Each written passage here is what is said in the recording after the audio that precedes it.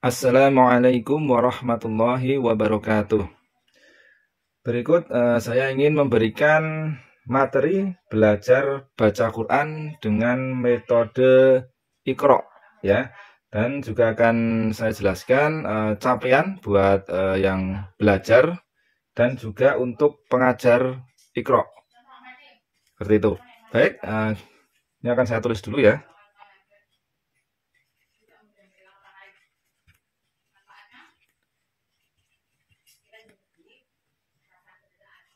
Materi belajar baca Quran ya. Oke. Yang pertama ya. Yang pertama itu makhorijul huruf. Nah, ini ada di Iqra 1.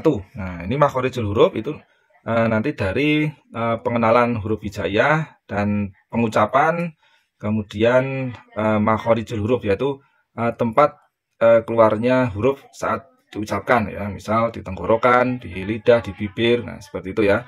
Ini makhorijul huruf. Ya. Yang kedua huruf sambung. Huruf sambung dan mat. Matnya 2 harokat ya. Ya, ini ada di Iqra jilid 2 ya. Jadi di jilid 2 itu belajar huruf sambung ya. Huruf sambungnya sekitar 2 sampai 4 huruf ya. Kemudian belajar mat 2 harokat ya, mat tobi'i ya, mat asli ya. Itu ada di Iqra 2. Kemudian yang ketiga harokat.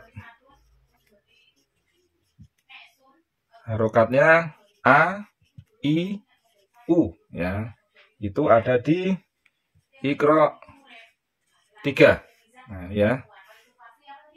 Ini yang harokat A, I, U ini juga sudah masuk di dalamnya mat 2 harokat ya. Cuma ketambahannya ada harokat kasroh dan domah ya. Jadi ada fathah, kasroh, domah. Kemudian ada mat 2 harokat. Itu dipelajari di Iqra 3. Dan juga untuk huruf sambungnya itu lebih panjang lagi ya daripada yang di Iqra 2. Kemudian yang keempat harokat an, in, un ya, harokat an, in, un dan qalqalah. Nah, ya, harokat an, in, un dan qalqalah. Ini ada di Iqra jilid 4.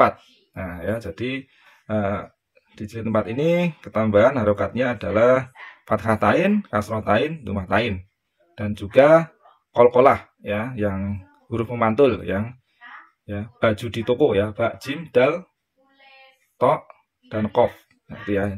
Kemudian huruf sambungnya juga sudah lebih panjang lagi ya, itu di Iqra 4. Kemudian yang kelima itu waqaf, kemudian mat 4, 5, 6 harokat ya, dan dengung ya. Jadi waqaf ya, berhenti ya, berhenti. Kemudian mat 4 atau 5 atau 6 harokat. Kemudian dengung ya, dengung itu nanti ada ikhfa safawi, idgham mimi, kemudian ada idhar, iklab, idgham, ikhfa. Nah, itu nanti akan ada di Iqra 5 dan 6 ya, di Iqra jilid 5 dan 6. Nah, yang Iqra 5 dan 6 ini sudah huruf sambungnya sudah panjang, mungkin sekitar sampai 20 huruf ya.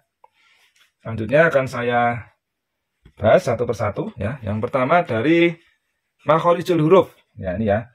Capaiannya di makhorijul huruf ya, di Iqra 1 ya. Ini untuk yang belajar itu harus sudah bisa mengucapkan huruf dengan benar sesuai dengan makhrajnya ya. Dan huruf hijaiyah sudah harus hafal ya. Kemudian makhrajnya juga sudah benar. Nah, cuma yang susah itu adalah yang pengucapan huruf-huruf tebal. Ya, huruf tebal kan ada 7, tapi yang paling susah itu ada 4 ya.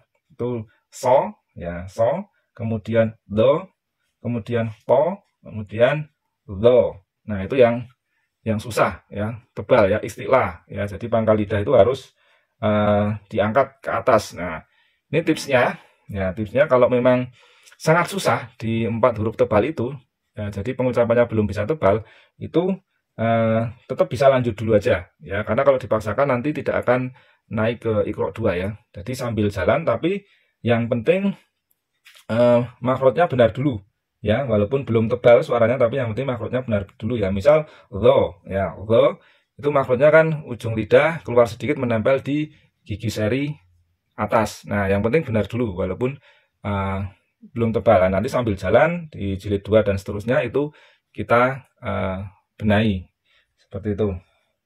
Nah, kemudian untuk yang pengajar, nah yang ingin mengajarkan Iqra 1, jadi pengajar harus bisa mengajarkan untuk pengucapan huruf sesuai makrotnya ya. Jadi pengajar jangan sampai salah ya, jangan sampai salah dalam mengajarkan makrot ya, seperti itu ya. Misal kalau to ya, atau huruf tak ya, tak. Nah, tak itu nanti maksudnya kan ujung lidah ya itu menempel di gigi seri belakang atas ya, di pangkal gigi seri atas di belakang. Nah, itu jangan sampai salah. Kemudian dal, ya misal huruf dal itu lidah harus keluar sedikit menempel di gigi seri atas. Nah, itu jangan sampai mengajarkannya keliru. Jadi pengucapannya harus benar sesuai dengan makrotnya. Itu yang harus kita capai di Iqra 1 seperti itu, dan harus hafal ya, huruf hijaiyah harus hafal dari alif sampai ya tuh. Kemudian yang jilid 2 ini kan huruf sambung dan mat 2 harokat ya. Nah, ini capaiannya adalah untuk yang belajar Iqra jilid 2 itu, di jilid 2 itu harus sudah bisa mengucapkan kata bersambung. Nah, itu kata bersambungnya hurufnya ada 2 sampai 4 huruf. Itu yang di jilid 2. Untuk harokatnya itu masih fathah semua ya. Nah, pengucapannya itu juga dengan cepat ya, dengan cepat, dan panjang pendeknya juga harus benar ya, panjang pendeknya harus benar gitu ya. Nah, ini untuk tipsnya. Nah, ini untuk tipsnya yang belajar jilid 2 itu biar tidak terputus-putus dalam pengucapannya, itu sebelum mengucapkan dipikirkan dulu bunyinya apa gitu ya, itu baru diucapkan gitu ya. Jadi jangan terputus-putus ya. Misal yang harusnya 1 harokat jadi 2 harokat ya. Misal dibaca cepat abata gitu, nah, nanti jadi abata. Nah, itu kan nanti bisa menjadi 2 harokat ya. Harusnya bacanya cepat ya, abata, ta'aba, tasa'a. Nah, gitu ya. Jadi sebelum diucapkan itu dipikirkan dulu bunyinya seperti apa gitu. Kemudian yang ketiga, harokat a, i, u ya, fathah, kasroh, dhammah. Itu ada di Iqra 3. Nah, di Iqra 3 ini yang belajar ya, yang belajar Iqra 3 itu capaiannya di jilid 3 itu harus sudah bisa mengucapkan kata bersambung ya sekitar 2 sampai 10 huruf ya, dengan harokat dan panjang pendeknya benar itu ya. Nah, untuk tipsnya ini kalau membacanya sering terputus-putus, nah itu bisa kalau tidak membebani santri itu bisa pakai irama ya, irama yang sederhana aja seperti itu ya, biar membantu agar tidak membacanya terputus-putus ya. Jadi biar satu rangkaian kalimat gitu ya. Itu kalau tidak membebani santrinya ya, karena kadang kan kalau pakai irama nanti harus memikirkan bunyinya huruf, harus memikirkan irama gitu ya, seperti itu. Selanjutnya yang keempat. Nah, ini yang keempat ya. Yang keempat, harokat an, in, un, dan kolkolah. Nah, ini harokatnya fathah tain, kasroh tain, dhammah tain, dan juga kolkolah, huruf memantul. Itu di Iqra 4. Nah, di Iqra 4 itu untuk yang belajar itu capaiannya di jilid 4 ini harus sudah bisa mengucapkan kata bersambung. Nah, kata bersambungnya itu sudah sampai sekitar 15 huruf ya, dengan harokat dan panjang pendeknya benar dan qalqalah juga benar. Itu seperti itu ya. Ya, untuk qalqalah misal ba habe gitu ya, habe. Jim haje, dal hade gitu ya. To ato gitu ya, ato. Kof ya, ako gitu ya. Ako gitu ya. Jadi harus sudah pengucapan qalqalahnya harus memantul gitu ya. Dan bisa membedakan antara qalqalah sugro dengan ubro gitu ya. Itu di jilid 4. Kemudian untuk pengajar yang mengajar di jilid 4 itu tidak perlu ya, tidak harus dikenalkan istilah-istilah tajwid ya, seperti idhar, ikhfa, idgham, qalqalah dan lain-lain gitu ya. Yang penting ditunjukkan dulu cara bacanya yang benar seperti apa gitu ya, karena anak-anak itu kadang lebih mudah mengingat saat bacanya bagaimana ya, daripada harus mengingat istilah-istilah tajwid tersebut gitu ya. Jadi untuk istilah-istilah seperti idhar, ikhfa, idgham dan sebagainya itu mungkin nanti bisa dikenalkan itu kalau sudah Al-Quran ya, sudah lancar beberapa juz, itu baru bisa nanti dikenalkan istilah-istilah tajwid. Yang penting di sini harus bisa dulu ya, harus bisa dulu cara membacanya seperti itu. Kemudian yang kelima, nah yang kelima ini materinya adalah waqaf, mat 4, 5 dan 6 harokat dan dengung. Ya, itu ada di Iqra 5 dan 6. Nah, untuk yang capaian, untuk yang belajar di Iqra jilid 5 dan 6 ini harus sudah bisa mengucapkan kata bersambung ya, sekitar sampai 12 huruf ya, sudah panjang ini ya, dengan harokat dan panjang pendeknya benar, waqaf dan qalqalah benar, dan dengungnya juga benar ini ya. Untuk tipsnya ini ya yang belajar. Nah, biasanya yang paling susah untuk yang materi dengung itu adalah ikhfa yang samar dan dengung waktu ketemu 15 huruf. Nah, itu kalau memang sangat susah ya. Kalau memang sangat susah mengucapkan ikhfa ya, karena ikhfa itu kan dibagi 3 ya. Jadi ada ikhfa dekat dengan nun, itu namanya ikhfa akrob, kemudian ada ikhfa pertengahan, ausat, kemudian ada ikhfa jauh, abad. Nah, dan juga ditambah lagi ikhfa yang tebal karena bertemu dengan huruf tebal istilah. Nah, itu nanti samar dan dengungnya juga berbeda. Jadi tidak asal ang gitu ya. Seperti itu. Nah, kalau memang sangat susah untuk membedakan, nah yang penting samar dan dengung dulu ya. Misal huruf ta itu bacanya anta. Nah, yang penting anta ada angnya gitu ya. Kemudian huruf kof ya, angko, angko, nah, huruf kaf, angka, gitu ya.